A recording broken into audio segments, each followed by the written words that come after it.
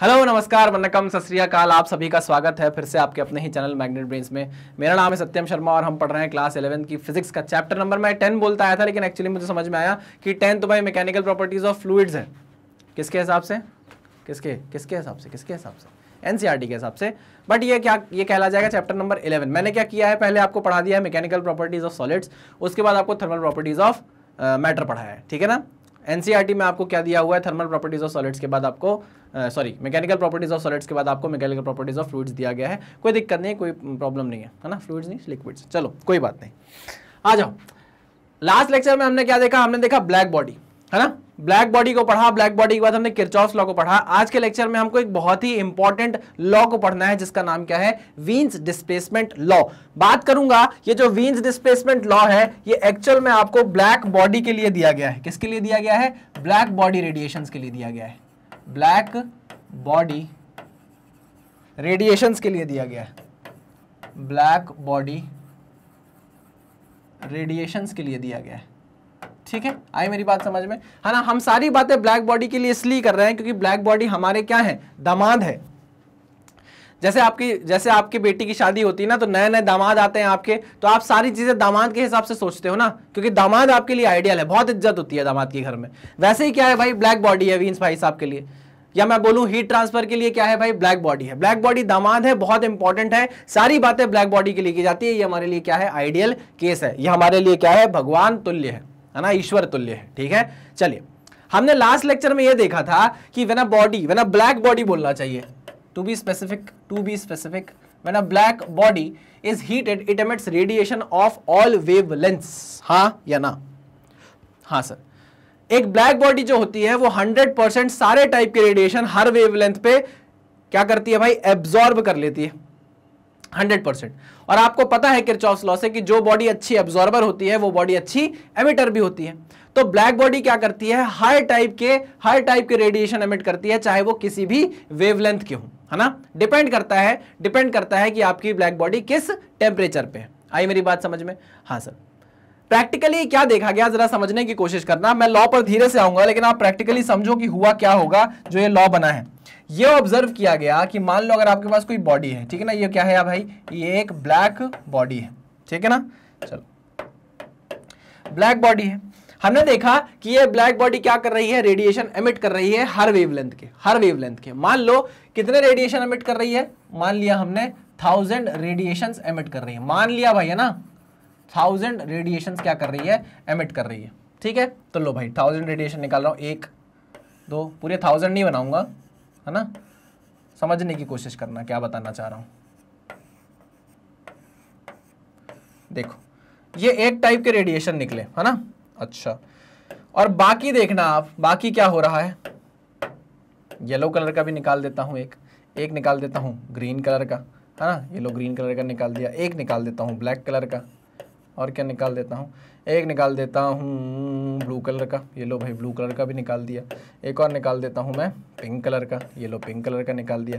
एक और निकाल देता हूँ मैं किस कलर का? वॉयलेट कलर का। अब ये देखो, इतने सारे रेडिएशंस इसमें से निकल रहे हैं। मैंने माना है कि कितनी क्वांटिटी में है वो? 1000 रेडिएशंस निकल रहे हैं। नंबर ऑफ रेडिएशंस कितने हैं? 1000 रेडिएशंस निकल रहे हैं, मान लो, है ना। तो मैंने देखा प्रैक्टिकली, क्या देखा? मैंने ये चीज ऑब्जर्व करी, ध्यान से सुनना, बहुत ध्यान से। मैंने ये चीज ऑब्जर्व करी कि जब ये रेडिएशन निकले ना, तो इन रेडिएशंस में से कम से कम, ये देखो, इतने रेडिएशन एक टाइप के थे, इतने रेडिएशन ज्यादा नंबर में थे। देख रहे हो कि नहीं देख रहे हो आप? इस वेवलेंथ के रेडिएशन ज्यादा नंबर में थे और बाकी वेवलेंथ के रेडिएशन थोड़े कम नंबर में थे। मतलब देखो, अगर इसको हम न्यूमेरिकली समझने की कोशिश करें तो हमको ज्यादा अच्छे समझ में आएगा। मैंने आपसे बोला 1000 रेडिएशन निकले, और 1000 में से मैंने देखा कि जो 800 रेडिएशंस थे वो एक्स वेवलेंथ के थे।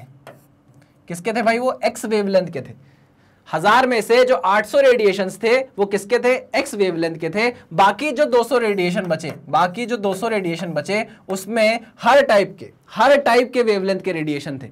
मान लो अगर रेडिएशन की वेवलेंथ ए से लेके जेड तक है, मान लो अगर रेडिएशन की वेवलेंथ ए से लेके जेड तक है, तो एक्स वेवलेंथ 800 नंबर में थी। एक्स वेवलेंथ कितने नंबर में थे?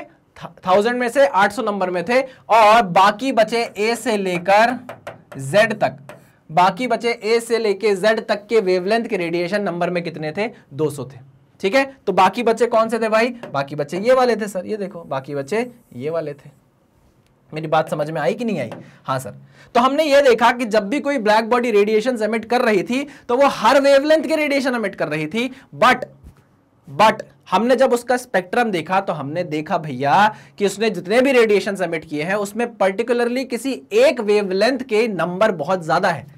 एक वेवलेंथ का जो रेडिएशन जितने मतलब एक वेवलेंथ एक्स वेवलेंथ के रेडिएशन बहुत है नंबर में, 1000 में से कितने हैं? 800 हैं, है ना। बाकी 200 में बाकी बचे हुए पूरी वेवलेंथ के रेडिएशन आ जाते हैं। ठीक है, तो हमने बोला कि यार ये तो समझने वाली चीज है, ये तो समझने वाली चीज है। हाँ सर समझने वाली चीज है। हमने क्या किया, ये जो बॉडी जब हमने रेडिएशन कराया था इस ब्लैक बॉडी से तो उसका टेम्परेचर रखा था T। क्या रखा था टेम्परेचर? T1 मान लो, T1, ठीक है ना। फिर हमने क्या किया, टेम्परेचर चेंज किया, T1 से T2 किया, तो फिर हमने एक नया डेटा निकाला, फिर हमने T2 से T3 किया, फिर हमारे पास एक नया डेटा आया और इन सारे डेटा को हम क्या करते गए? प्लॉट करते गए। क्या करते गए भाई? प्लॉट करते गए। ये जो ग्राफ हमने प्लॉट किया ये किसके किसके बीच में किया है भाई? ये हमने प्लॉट किया है इंटेंसिटी ऑफ रेडिएशन और वेवलेंथ के बीच में। किसके बीच में? इंटेंसिटी ऑफ रेडिएशन और वेवलेंथ के बीच में। हर एक ब्लैक बॉडी को अलग अलग टेम्परेचर में रख के हमने रेडिएशंस ऑब्जर्व किए हैं, उसके स्पेक्ट्रम को ऑब्जर्व किया है। ठीक है, आई मेरी बात समझ में? पक्की बात है? हाँ सर। तो आपको यह समझ में आ गया कि कुछ वेवलेंथ कम क्वांटिटी में थे और कोई एक पर्टिकुलर टाइप के वेवलेंथ के जो रेडिएशंस थे वो बहुत ज्यादा नंबर ऑफ क्वांटिटी में थे किसी पर्टिकुलर टेम्परेचर पे, किसी ब्लैक बॉडी के रेडिएशन के कारण। हाँ सर, ठीक है, समझ में आई बात? ठीक है। अब ये इंटेंसिटी ऑफ रेडिएशन क्या होता है जरा इसको समझते हैं। मैं इसको मिटाऊं क्या? इसको मिटा दे रहा हूं ना, इस एग्जाम्पल को मिटा दे रहा हूं, यहां मुझे लिखने की जरूरत है। आओ चलो, समझने की बात है, बहुत प्यारी तरीके से समझाने की कोशिश करूंगा। इसको आप बोलोगे intensity of radiation, intensity of radiations, intensity of radiations. ठीक, आई को बोलते हो आप इंटेंसिटी ऑफ रेडिएशन। सर ये इंटेंसिटी ऑफ रेडिएशन क्या होता है बाबा? ये जो मैंने 800 आपको बताया था ना, ये इंटेंसिटी थी, ये नंबर ऑफ रेडिएशन थे। मतलब एक्स वेवलेंथ के 800 रेडिएशन आपको देखने को मिल रहे हैं। एक्स वेवलेंथ के 800 रेडिएशन आपको देखने को मिल रहे हैं, मतलब इसकी इंटेंसिटी बहुत ज्यादा है। एक्स वेवलेंथ की इंटेंसिटी बहुत ज्यादा है। मतलब फलाने ब्लैक बॉडी ने T टेम्परेचर पे जब एमिशन किया, जब रेडिएशन एमिट किए, तो उसमें एक्स वेवलेंथ की रेडिएशन सबसे ज्यादा नंबर में थी। यह होता है इंटेंसिटी ऑफ रेडिएशन का मतलब। क्लियर है? हाँ सर क्लियर है। चलो चलो चलो चलो, तो यहां पर मैं लिख देता हूं number of radiation, number of radiations. ठीक है, चलो ये होता है इंटेंसिटी ऑफ रेडिएशन।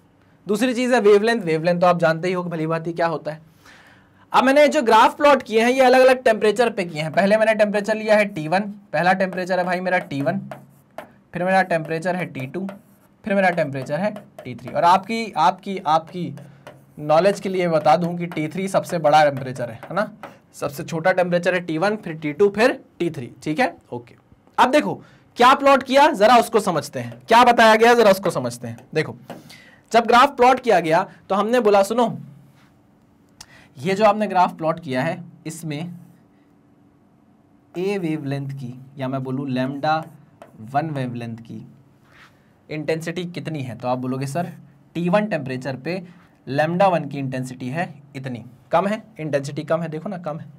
ठीक है, फिर हमने बोला अच्छा, आगे बढ़ते गए आपने टेम्परेचर क्या हुआ है, आप इस टेम्परेचर पर क्या कर रहे थे, रेडिएशन देख रहे थे, है ना। आपने एक वेवलेंथ को देखा, उसकी इंटेंसिटी आपको दिखी। फिर आपने बोला अच्छा सुनो, ये दूसरी λ2 वेवलेंथ है, इसकी इंटेंसिटी बताओ कितनी है। आपने बोला इतनी है। मैंने कहा अच्छा इंटेंसिटी बढ़ गई है, इंटेंसिटी बढ़ गई है। ठीक है, ऐसा करते करते करते करते करते आपने देखा, इसको मैं मिटा नहीं सकता, चलो कोई बात नहीं, चलो चलो चलो चलो कोई बात नहीं, इसको मैं क्या करता हूँ ऐसा कर देता हूँ। ठीक है ना, फिर आप आगे बढ़े, आपने बोला कि वो जो 1000 रेडिएशन थे ना सर, 1000 रेडिएशन थे, जिसमें से आपने बोला था कि 800 रेडिएशन किसके थे, एक्स वेवलेंथ के थे, बाकी बचे हुए 200 रेडिएशन ए से लेके जेड तक की वेवलेंथ के थे।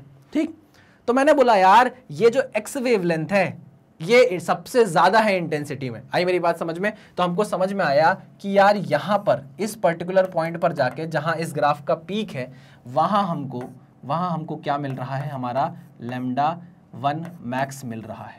क्या मतलब हुआ इसका? What is lambda 1 max? What is lambda 1 max? इसको एम लिख दूं क्या? बहुत बड़ा हो रहा है। लैम्डा 1 एम लिख दे रहा हूं, मैक्स समझ जाना। ये मैक्सिमम वेवलेंथ नहीं है मेरे भाई। मैं ये नहीं बोल रहा बिल्कुल भी कि ये जो आपने वेवलेंथ एमिट की है ये मैक्सिमम है, ना ना ना ना, ये नंबर में मैक्सिमम है। सबसे ज्यादा रेडिएशन जो एमिट हुए हैं वो इस वेवलेंथ के हुए हैं। आई मेरी बात समझ में? जो हम यहां x बोल रहे हैं ना, वो यहां क्या है? x है, इस पर्टिकुलर T1 टेम्परेचर पे। मेरी बात समझ में आई? देखो इसकी इंटेंसिटी कितनी है, उसकी इंटेंसिटी ये है। क्लियर? पक्का? हाँ सर, ठीक है ठीक है ठीक है।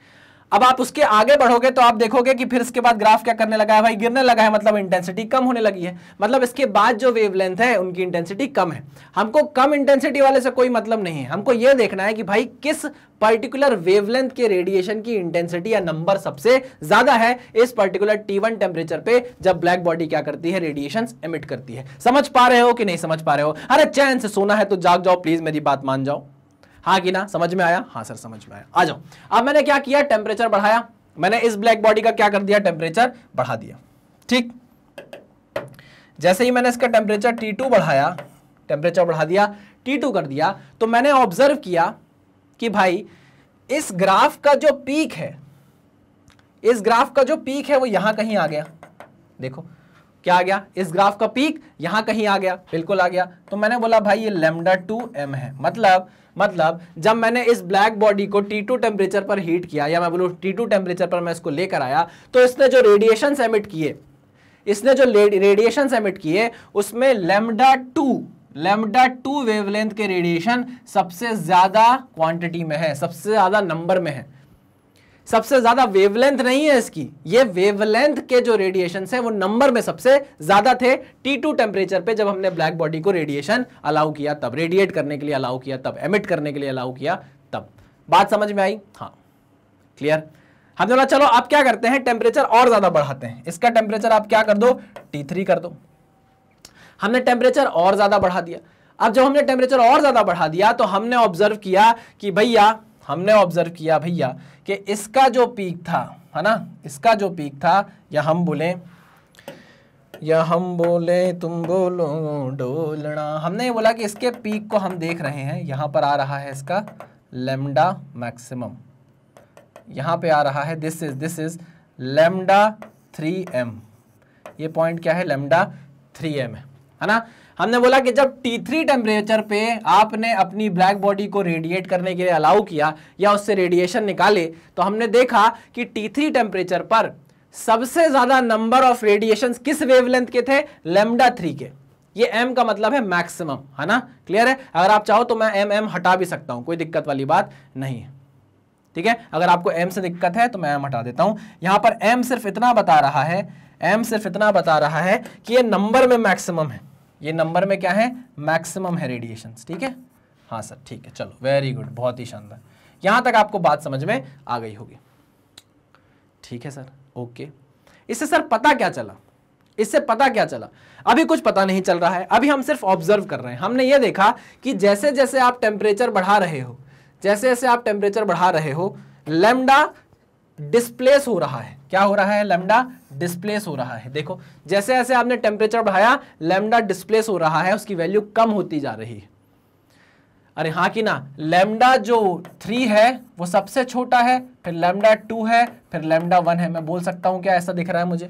हाँ, तो ऐसा बोला गया कि जैसे ही आप टेम्परेचर बढ़ाते हो किसी ब्लैक बॉडी का, जो ब्लैक बॉडी रेडिएट कर रही है, आप उसका जब टेम्परेचर बढ़ाते हो, है ना, या आप नए टेम्परेचर पर, बढ़े हुए टेम्परेचर पर ब्लैक बॉडी को लाते हो, तो जो उसके द्वारा एमिट की गई वेवलेंथ है, या मैं बोलूं उसके द्वारा एमिट करने वाले जो रेडिएशंस है, उसमें जो मैक्सिमम वेवलेंथ वाली रेडिएशन है वो क्या होती जा रही है? कम होती जा रही है। ये देखो,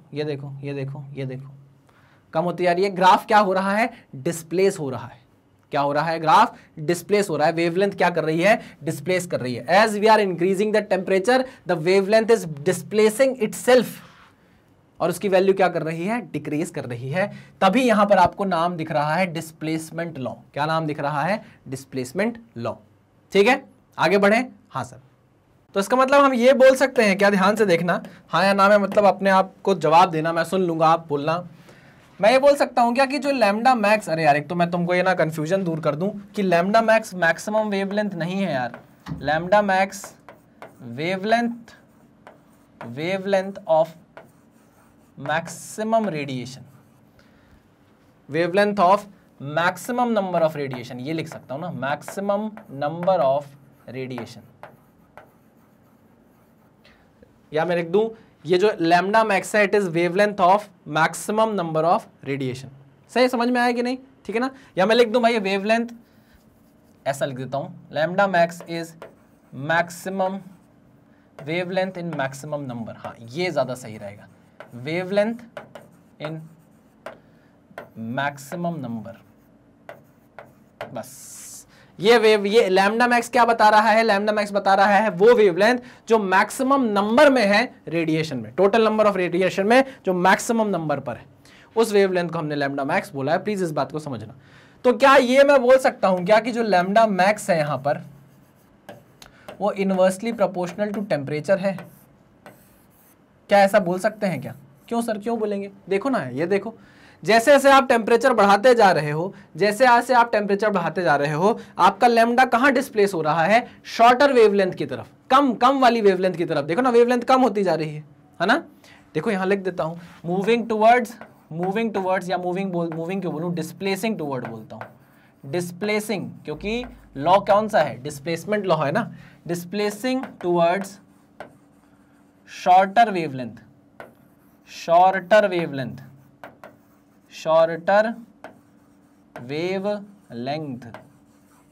हाँ कि ना? बिल्कुल सही सर, ठीक है ना? हाँ समझ में आया। देखो इसी लॉ को, इसी को आप क्या बोलते हो? इसी को आप बोलते हो वीन्स डिस्प्लेसमेंट लॉ, इसी को आप बोलते हो Wien's displacement law.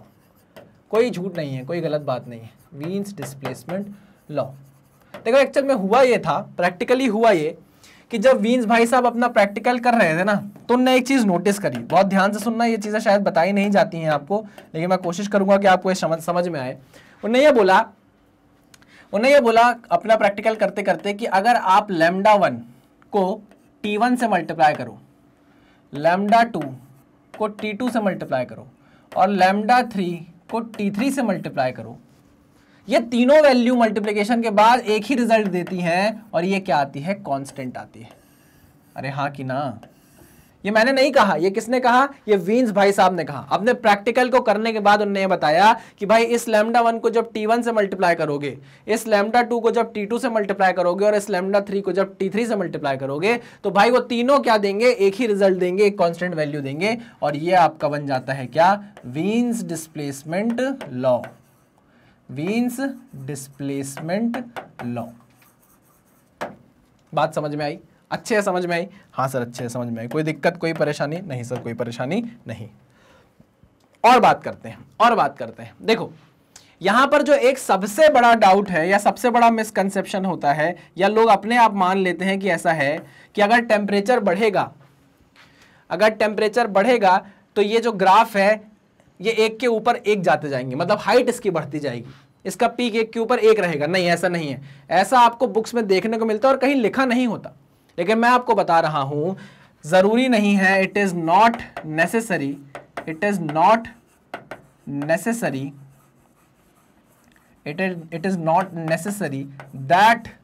that the graph's height increases with increase in temperature। ऐसा मैंने आपको नहीं बोला है, ठीक है ना? पक्की बात है? हाँ सर पक्की बात है। तो क्या बढ़ रहा है सर? अगर टेम्परेचर के साथ हम देख रहे हैं तो क्या बढ़ रहा है? तो यहां पर आप देखोगे कि एरिया अंडर द ग्राफ बढ़ रहा है। क्या बढ़ रहा है? हाँ, एरिया अंडर द ग्राफ हमेशा बढ़ेगा जैसे कि आप टेम्परेचर को बढ़ाओगे, लेकिन हमेशा एक ग्राफ दूसरे के ग्राफ के ऊपर होगा या हाइट उसकी बढ़ती जाएगी टेम्परेचर बढ़ाने के साथ, ऐसा मैं बिल्कुल भी नहीं बोल रहा हूं। ये बात आप याद रखना, ये बात मैं आपको बोल रहा हूं, कहीं मिलेगी नहीं। प्लीज इस चीज को स्टार मार्क कर लो कि जरूरी नहीं है कि अगर आप टेम्परेचर बढ़ाओ तो ग्राफ का पीक भी क्या करता जाए? बढ़ता जाए। ठीक है, पक्की बात है? हाँ सर पक्की बात है। जो श्योर शॉर्ट बात है वो क्या है? श्योर शॉर्ट बात ये है कि व्हेन टेम्परेचर इंक्रीजेस,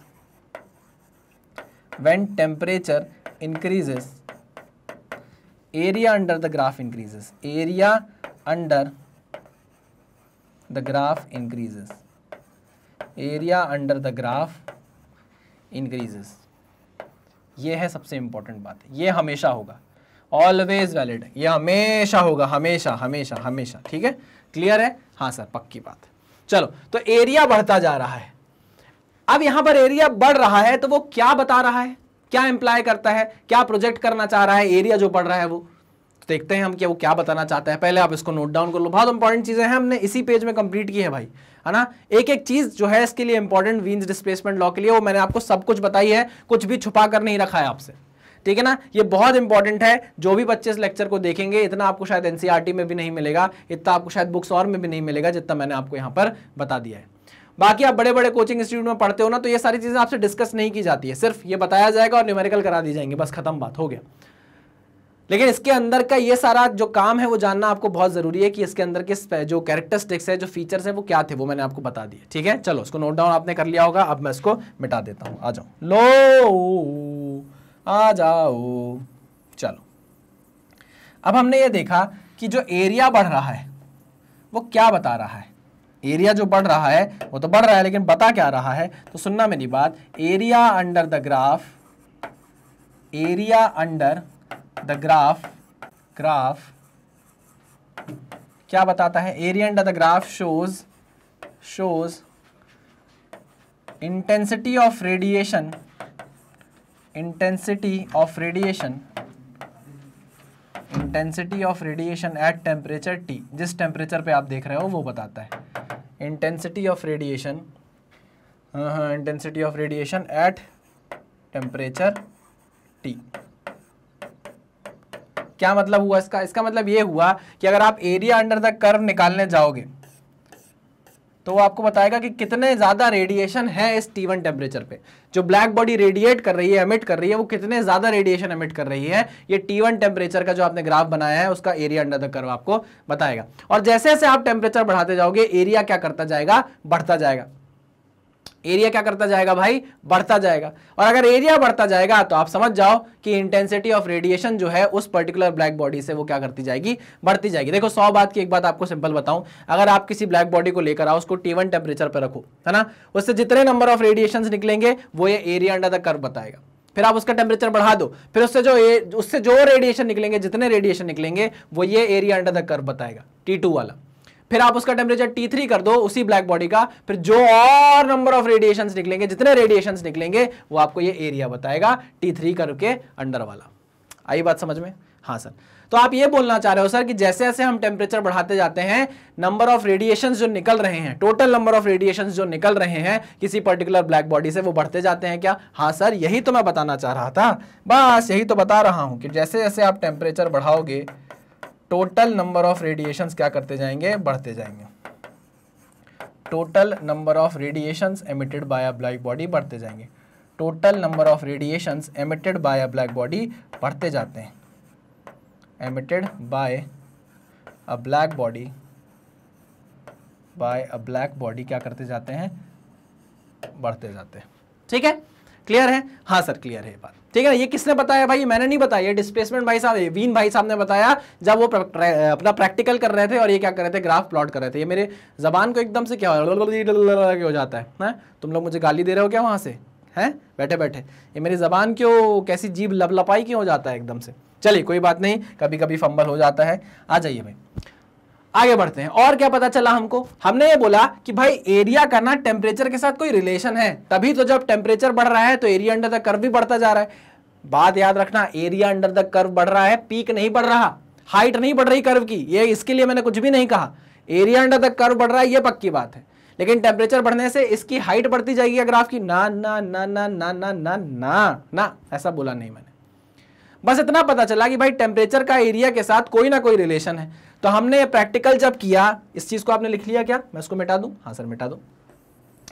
तो हमने जब ये प्रैक्टिकल किया, मेरे भाई, मेरे बाबा, मेरा ब्रो, तो हमको पता चला कि भैया टेम्परेचर का जो एरिया के साथ रिलेशन है, या मैं बोलूं जो नंबर ऑफ रेडिएशन के साथ नंबर ऑफ रेडिएशन के साथ जो रिलेशन है, या टोटल नंबर ऑफ रेडिएशन के साथ जो रिलेशन है, वो 4th पावर का रिलेशन है। क्या मतलब? मतलब एरिया का जो रिलेशन है टेम्परेचर के साथ वो 4th पावर का रिलेशन है। ओके, मतलब अगर आप अपना टेम्परेचर 2 गुना बढ़ा दो तो ये एरिया अंडर द कर्व क्या होगा भाई, 16 गुना बढ़ जाएगा। इसको 3 गुना बढ़ा दो तो ये 81 टाइम्स हो जाएगा। आई बात समझ में कि नहीं आई? 2 गुना बढ़ाया आपने क्या अपना टेम्परेचर, मान लो ये T1 था, ये जो T2 था, ये T2 T1 का क्या है 2 टाइम्स है।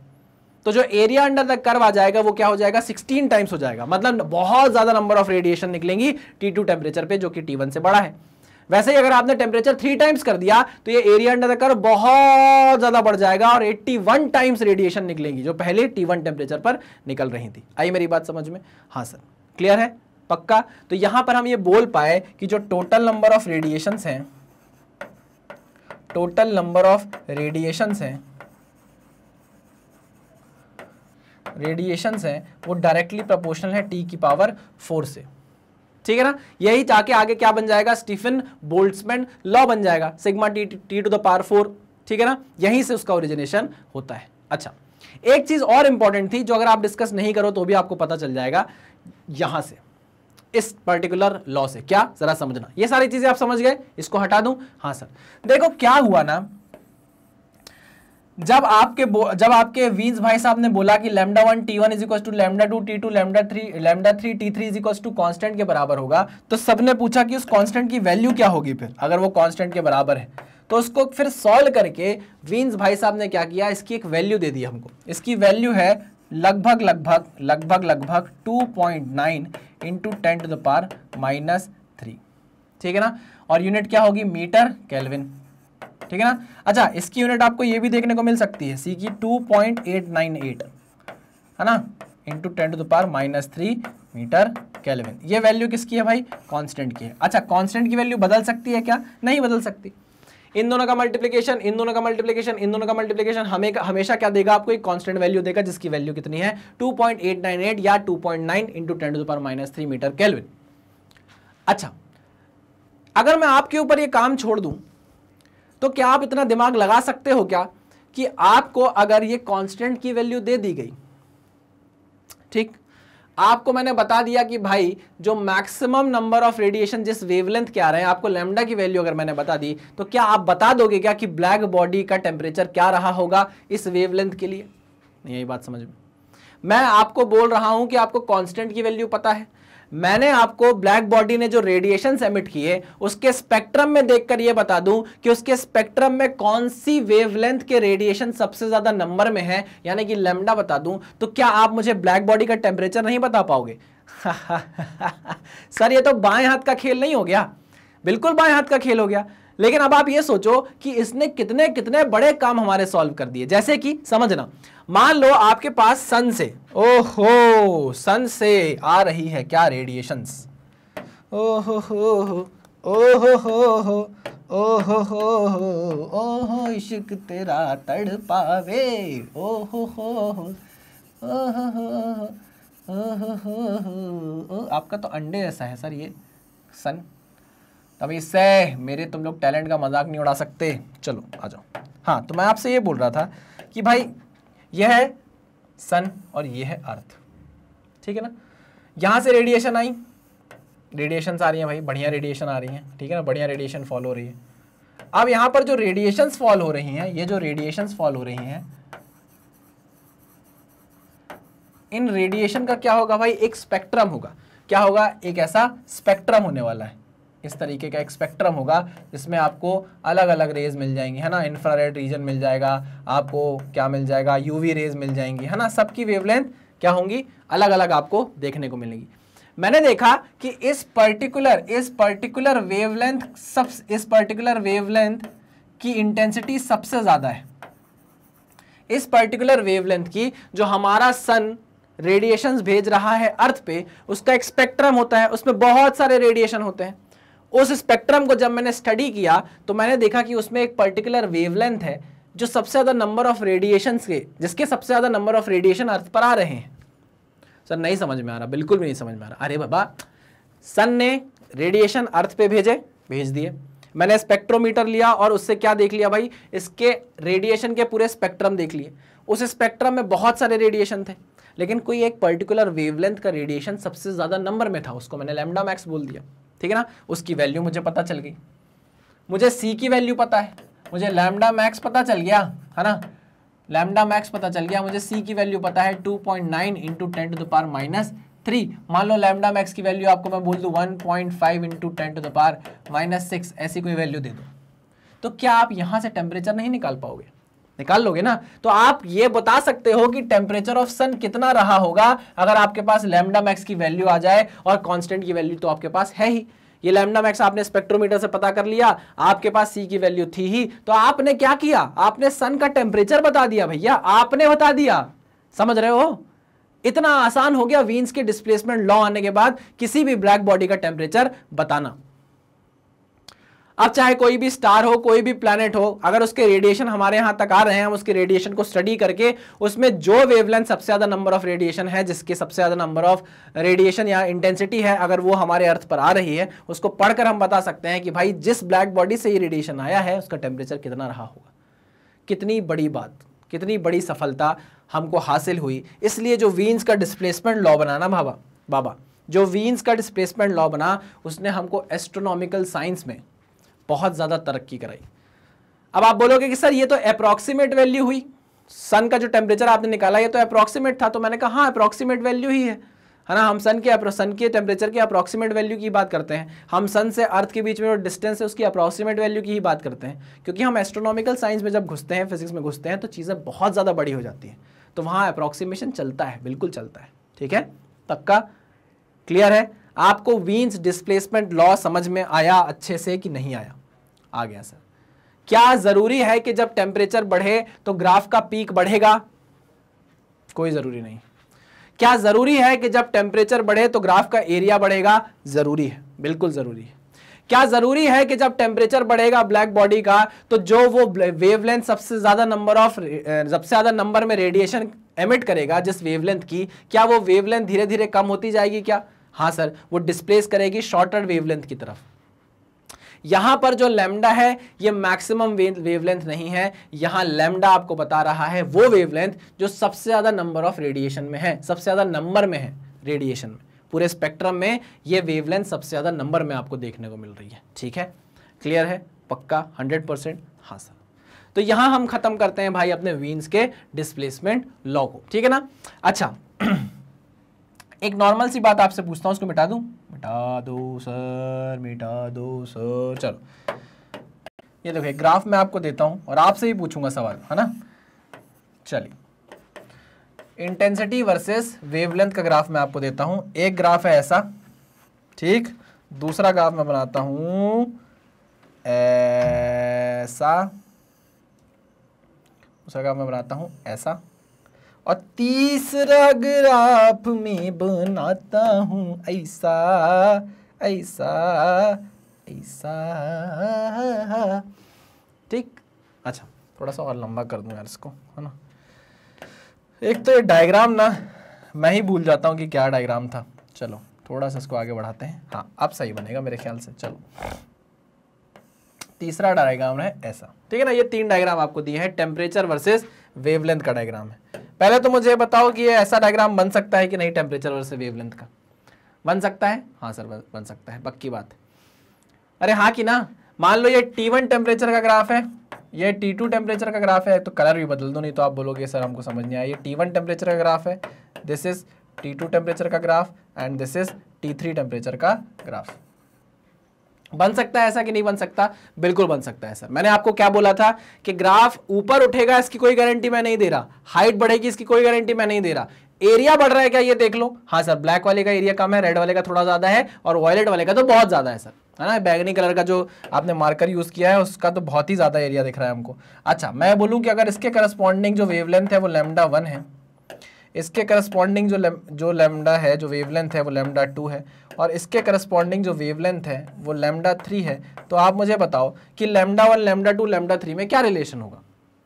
अच्छा पहले तो ये बताओ कि टेम्परेचर के बारे में आप क्या बोल सकते हो? आपने बोला सबसे ज्यादा एरिया है T3 वाले कर्व का, तो वो टेम्परेचर सबसे ज्यादा होगा, ठीक है ना? क्योंकि हम जानते हैं भाई जितना ज्यादा एरिया उतना ज्यादा नंबर ऑफ रेडिएशन, और वो डायरेक्टली प्रोपोर्शनल होता है क्या? किसके? टेम्परेचर के, टेम्परेचर की पावर 4 के। सिंपल सी बात है, ठीक है ना? उसके बाद टेम्परेचर है T2 और उसके बाद टेम्परेचर है सबसे कम सर T1, ठीक है? अच्छा लैम्डा के बारे में क्या बोल सकते हो, जिसका टेम्परेचर जितना ज्यादा होगा उसके लिए उसके वेवलेंथ की वैल्यू सबसे कम होगी, तो लैम्डा 3 सबसे कम, फिर लैम्डा 2 और फिर लैम्डा 1। तो ये बात कर ली भैया हमने, है ना, जो भी हमारे दिमाग में डाउट थे वो सारे क्या हो गए हैं, क्लियर हो गए हैं। चलो भाई इसको करता हूं मैं खत्म। ऐसा ही क्वेश्चन आपको एक जेई का जेई में आया हुआ है, मिल जाएगा, मैंने इसलिए हिंट दे दी ताकि आप जब जेई के उस क्वेश्चन को करो तो आपको समझ में आ जाए कि अच्छा ये उस कंसेप्ट पर बेस्ड है। देखो अभी हमने न्यूमेरिकल्स नहीं टच किए हैं क्योंकि मेरा मानना यह है कि इस पर्टिकुलर हीट ट्रांसफर के पार्ट में मैं सारे आपको कंसेप्ट पहले सिखा देता हूं, फिर उसके बाद न्यूमेरिकल कराता हूं। बाकी सारे पार्ट में मैंने क्या किया है, जब मैं आपको पहले पढ़ाता था एक कंसेप्ट पढ़ाता था, उसके न्यूमेरिकल, फिर एक कंसेप्ट, फिर न्यूमेरिकल।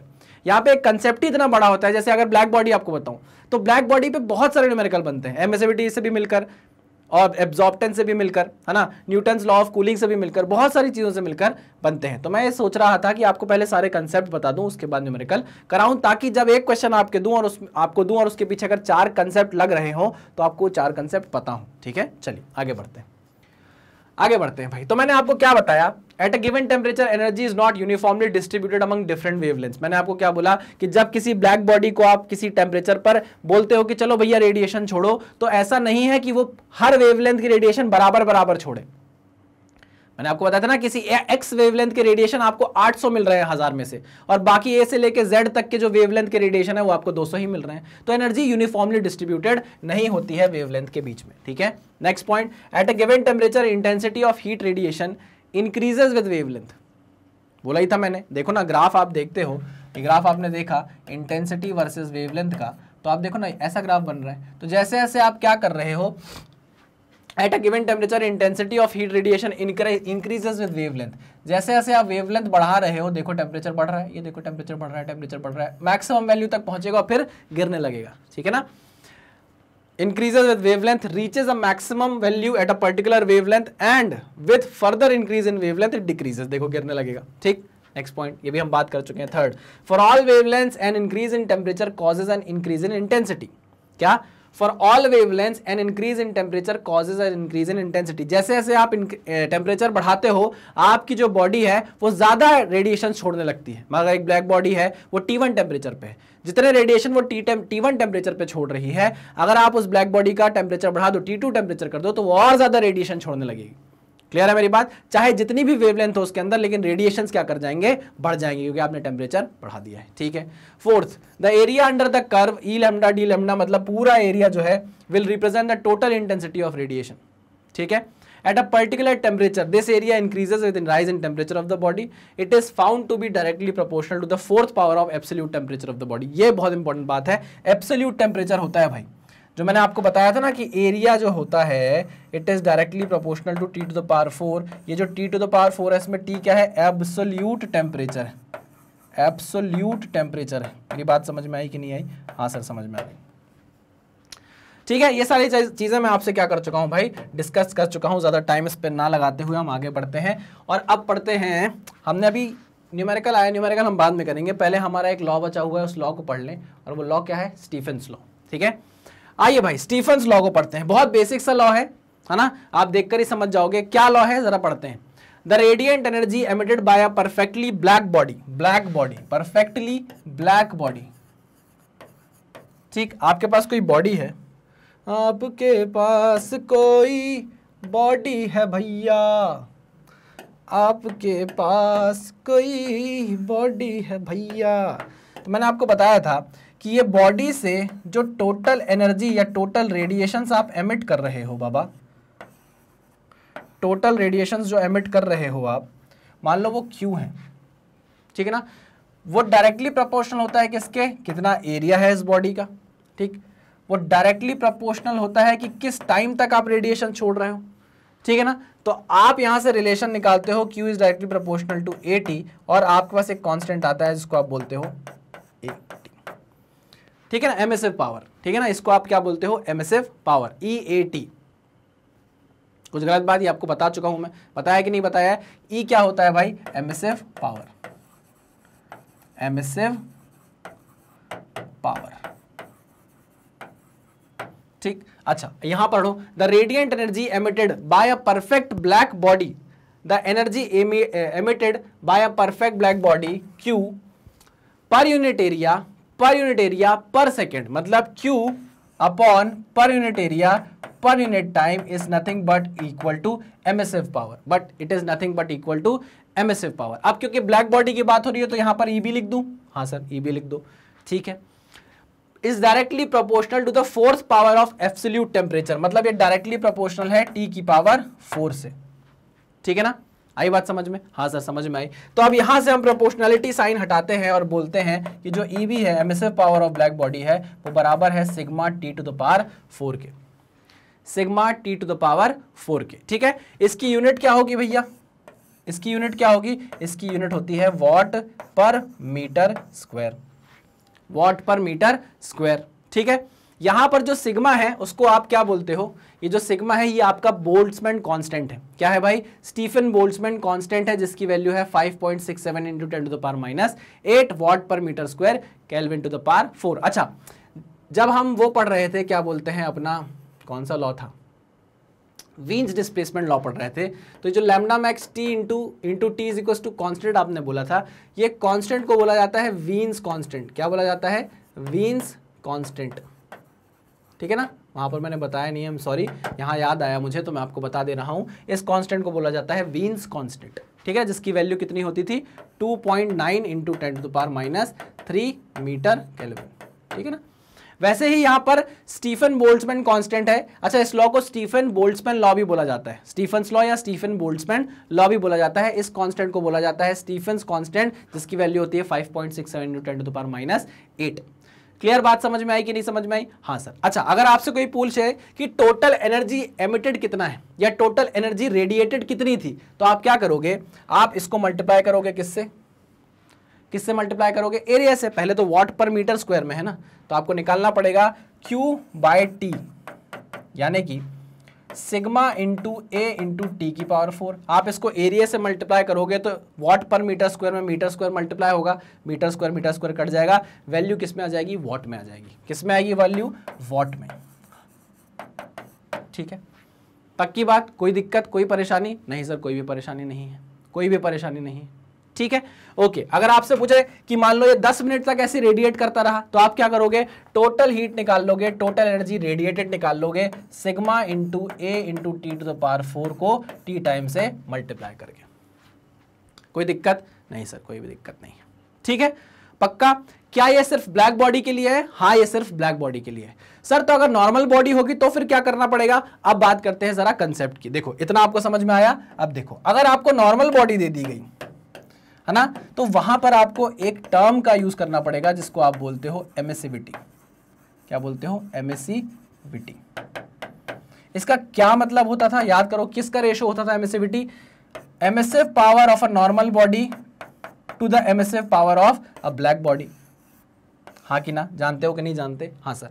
आप emissive power of black body जानते हो, आप बिल्कुल जानते हैं sir, sigma T to the power 4, sigma T to the power 4। तो आप ये निकाल सकते हो क्या कि एक नॉर्मल बॉडी की एमिसिव पावर कितनी होगी, तो सर वो होगी एमिसिविटी इंटू ईबी। उस बॉडी की जितनी एमिसिविटी होगी, उस प्रैक्टिकल बॉडी की जितनी एमिसिविटी होगी, उसको आप ब्लैक बॉडी की एमिसिव पावर से मल्टीप्लाई करोगे तो आपको क्या मिल जाएगी, उस पर्टिकुलर प्रैक्टिकल बॉडी की एमिसिव पावर मिल जाएगी, ठीक है। देखो E इज इक्वल्स टू कितना आ जाएगा, E into sigma T to the power 4।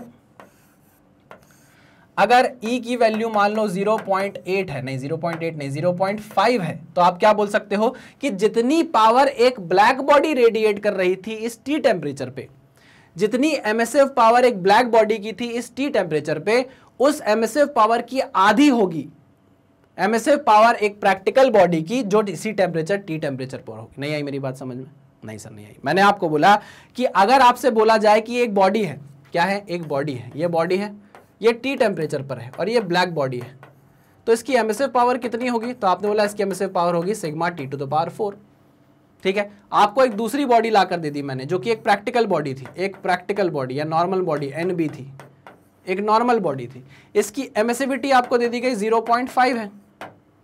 मैंने बोला इसका एमिसिव पावर बताओ, तो आपने बोला कि इसकी एमिसिव पावर होगी 0.5 into sigma into T to the power 4। मतलब ब्लैक बॉडी की जितनी एमिसिव पावर है उसकी आधी एमिसिव पावर है इस नॉर्मल बॉडी की। कैसे पता चला, एमिसिविटी की मदद से। बहुत इंपॉर्टेंट चीज है, पक्की बात है, हाँ सर पक्की बात है, क्लियर है सर, क्लियर है।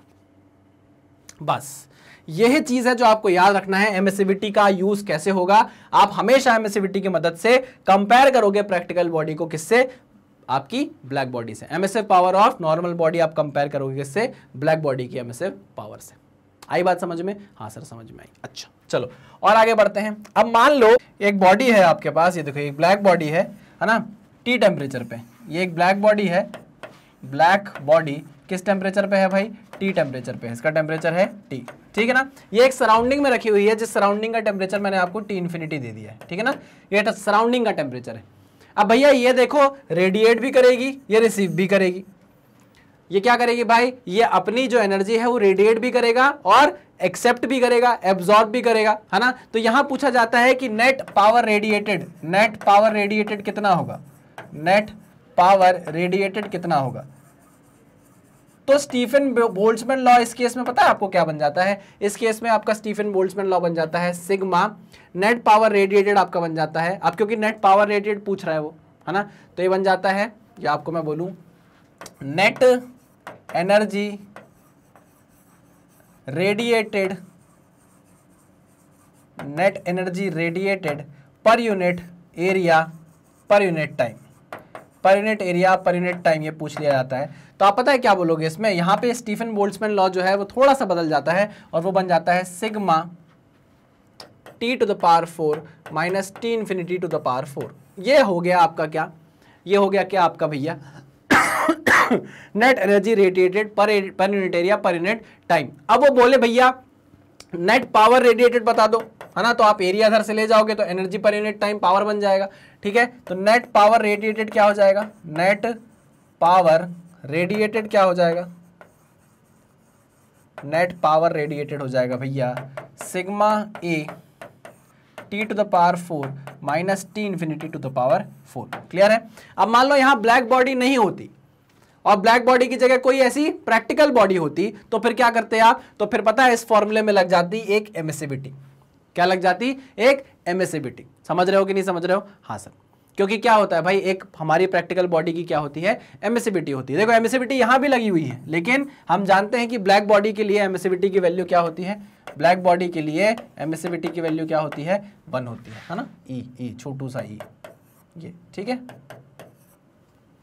क्लियर है। ब्लैक बॉडी के लिए ये वैल्यू क्या होती है, 1 होती है। अगर इसकी जगह कोई प्रैक्टिकल बॉडी आ जाती है ना, फॉर अ प्रैक्टिकल बॉडी, इस चीज को मैं अब प्रैक्टिकल बॉडी की तरह बता देता हूं। For a practical body, Baba white हो जाओ पेज, छू मंतरा डड़ा। चलो अब यहां पर मान लो एक ब्लैक बॉडी है, ओहो मुझे चाहिए है मोच अ फैन। ये है एक black body, sorry black body बोल रहा हूं, नॉर्मल बॉडी, है ना। ये भी किस टेम्परेचर पर है, टी टेम्परेचर पर है। किस सराउंडिंग में रखी है, टी इन्फिनिटी सराउंडिंग टेम्परेचर पर रखी है। ये भी कोई पावर रेडिएट करेगी और एब्जॉर्ब करेगी। अब इसकी एमिसिविटी क्या होगी भाई, जो नॉर्मल बॉडी होती है उसकी एमिसिविटी क्या होती है, 0 से 1 के बीच में होती है।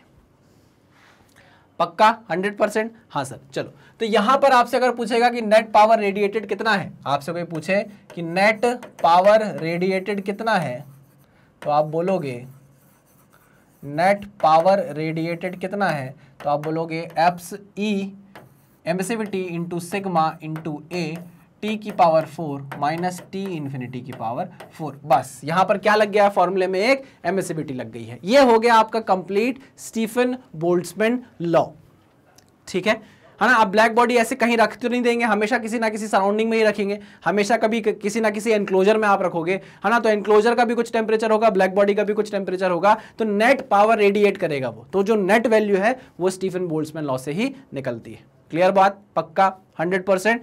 जी सर, ठीक है। चलिए भाई, तो इसी के साथ हमारा क्या खत्म होता है भाई, स्टीफन बोल्ट्जमैन लॉ भी एंड होता है। मैंने अभी आपको न्यूमेरिकल नहीं कराए हैं, मैं बार बार यही बोल रहा हूं, इसलिए नहीं कराए हैं क्योंकि आपके जो हीट ट्रांसफर के क्वेश्चन बनते हैं उसमें एक न्यूमेरिकल के पीछे 4 कंसेप्ट होते हैं।